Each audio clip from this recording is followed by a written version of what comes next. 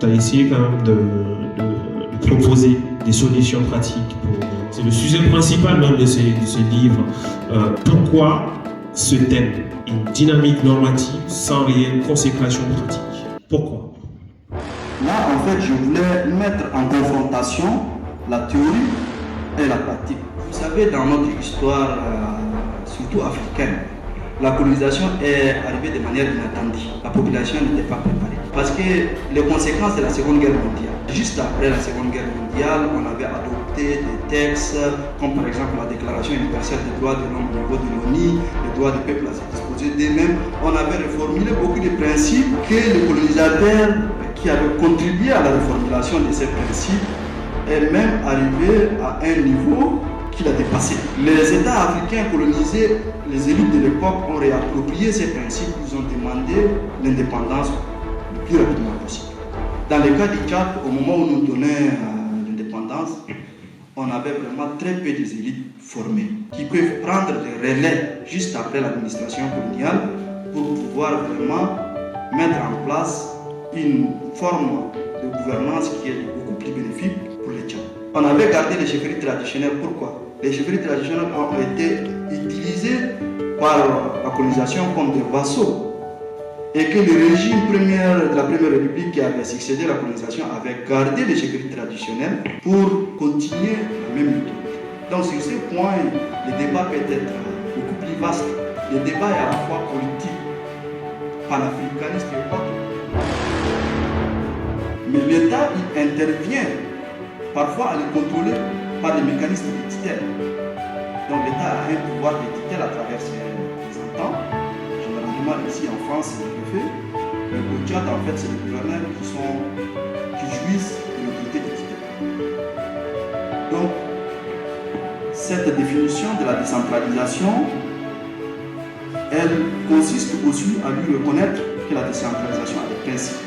Elle est organisée autour des principes.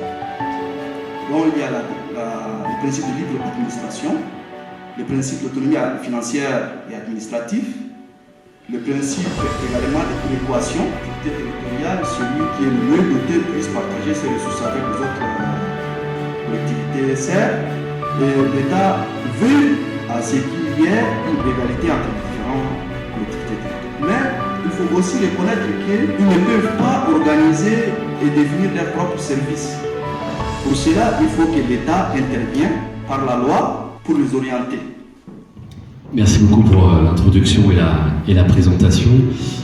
Et merci à Amit de me faire l'honneur de me proposer d'introduire du coup cet échange et surtout pour la proposition qu'il m'a faite d'écrire la préface de cet ouvrage. Je l'ai fait par amitié, d'abord, pour Amit, mais aussi par grand intérêt pour le sujet qui a été proposé. Écrire un livre, c'est quand même toujours une tâche extrêmement ardue, et parce que c'était pas suffisamment compliqué, Amit a en plus choisi un sujet qui est extrêmement difficile, qui est la question de la décentralisation, des dynamiques autour du pouvoir, de l'administration. Et j'ai lu avec grand intérêt son ouvrage qui amène un nouveau regard sur les questions de décentralisation en général, et en plus sur un terrain particulier que moi je ne connais absolument pas, qui est celui du Tchad. Et ça, je pense que c'est important de le reconnaître. Moi, les propositions que j'aimerais tester aussi, c'est celles qui sont faites, mais peut-être d'ailleurs qu'il les précisera, voire les nuancera. Le droit d'initiative des administrations locales dans tous les domaines, sorte de clause de compétence générale. Une logique plutôt régalienne de l'État, qui ne devrait pas trop se mêler des affaires locales, plutôt assurer la cohésion, la sécurité, mais peut-être aussi la question de la solidarité. Et ça, j'ai trouvé ça intéressant, une vision régalienne qui ajoutait quand même la question de la solidarité. Et ensuite, le regard qui porte sur la complexité de vivre ensemble sur un territoire qui est extrêmement vaste. Et ça aussi, effectivement, c'est quelque chose à prendre en compte. L'amplitude du territoire, la spécificité géographique du territoire, avec en plus des zones géographiques qui n'ont pas du tout les mêmes ressources, qui n'ont pas du tout les mêmes... Qu'est-ce que ça veut dire la performance de l'administration? À quoi ça sert? Pourquoi est-ce qu'il faut trouver une administration performante et pourquoi de temps en temps elle ne l'est pas? Et comment y résoudre? Évidemment, la responsabilité, du coup, elle est particulièrement délicate de celle de préfacer un ouvrage et d'introduire une discussion. Évidemment, moi, je ne vais pas faire le résumé de l'ouvrage, mais peut-être que je vais proposer de relever un certain nombre d'enjeux qu'Amit a identifiés, qui sont traités dans le livre et qui me paraissent comme les plus cruciaux. Le livre est extrêmement riche. Il pose au départ une question assez simple et qui est simple et fondamentale, la question de la bonne organisation politique. Je dis simple parce qu'elle est assez claire à comprendre, cette question, mais évidemment elle n'est pas simple à résoudre. Et elle est tellement pas simple à résoudre qu'aucun État dans le monde n'a réussi à la résoudre. Aucun État ne considère qu'il a définitivement trouvé le bon mode d'organisation.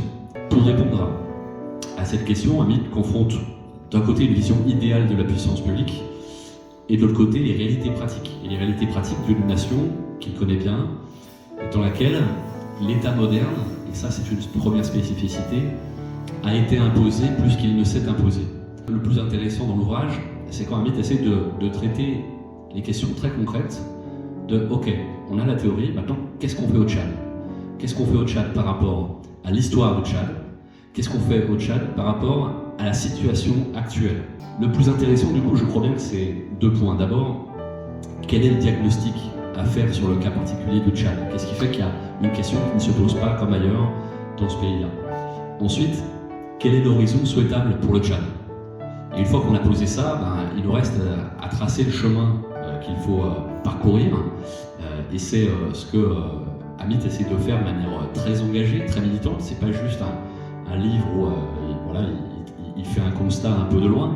C'est extrêmement engagé, parfois critique. Je ne sais pas si certains d'entre vous qui l'ont lu l'ont trouvé peut-être même sévère parfois.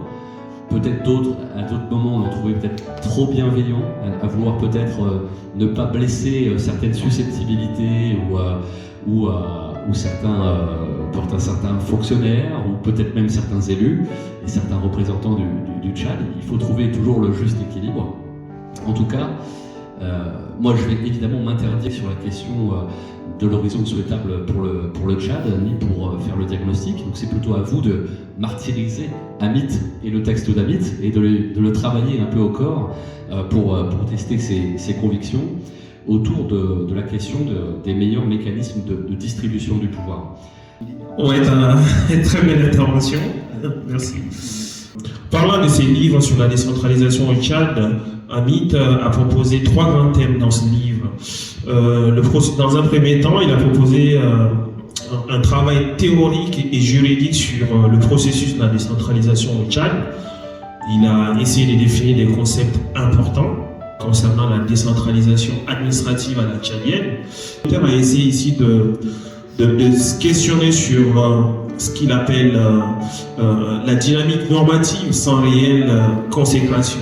C'est le sujet principal même de ce livre. En gros, tu as essayé de mettre en place une réflexion sur cette thématique-là.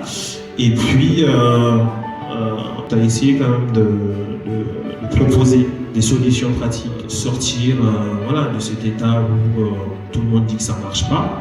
Une décentralisation qui n'est pas adaptée aux réalités pratiques du Tchad. En gros, si j'essaie de résumer les grands thèmes, peut-être que pour commencer, est-ce qu'on va peut-être sauter à l'aspect théorique? Je te poserai des questions sur la décentralisation qui ne marche pas, justement, au Tchad. Pourquoi ce thème? Une dynamique normative sans réelle consécration pratique. Pourquoi? Le titre de ce livre, Décentralisation au Tchad, une dynamique normative à l'épreuve de réalité pratique. Là, en fait, je voulais mettre en confrontation la théorie et la pratique. Que je trouve, il y a un écart. Pour comprendre un peu le concept de la décentralisation, nous devons d'abord appréhender la notion de l'État. Donc, dans une démocratie, la souveraineté appartient au peuple, qui l'exerce à travers ses représentants.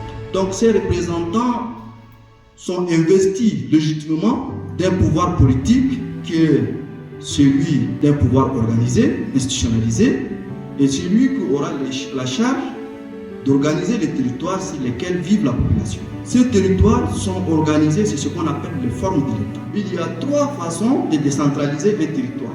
Il y a la décentralisation administrative, qui est celle qui est vulgarisée partout. Et il y a la décentralisation législative et la décentralisation constitutionnelle. Merci pour ces éléments, c'est très intéressant, hein, mais il va falloir que tu résumes un peu. On va peut-être passer à la dernière partie du livre sur la nécessaire refondation de la décentralisation administrative au Tchad. Je sais, il y a la passion et l'expertise que tu nourris aujourd'hui sur ce sujet-là, je comprends. Peut-être la dernière partie, on va être très bref. Moi, je vais jouer mon rôle de modérateur cette fois-ci. Et puis après, on va peut-être échanger avec le public. Si le public a des questions pour toi, on va échanger. Et puis aussi, notre invité, le rédacteur de la préface, vous pouvez poser des questions aussi. Il peut rebondir sur l'aspect français de la décentralisation. Depuis une année, on veut appliquer la décentralisation au Tchad. On doit bien sûr prendre l'aspect sociologique et tant que prend une loi pour la mettre en place au Tchad, la manière de penser de la population, est-ce que la population respecte les lois qu'on leur donne?